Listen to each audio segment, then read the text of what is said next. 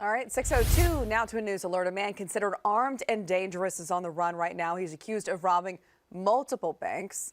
Hendersonville officers say that this man, Calvin Simmons, is wanted for at least 4 bank robberies in North Carolina. They say he's about 5'5" with brown hair and blue eyes.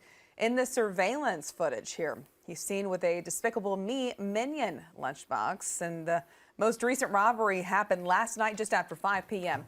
Reports show that he went into the First Citizens Bank on Four Seasons Boulevard and told the teller that he had a gun. He walked out with an unknown amount of money. Once again, officers say that he is considered armed and dangerous. So if you see him, don't approach him. Just call 911.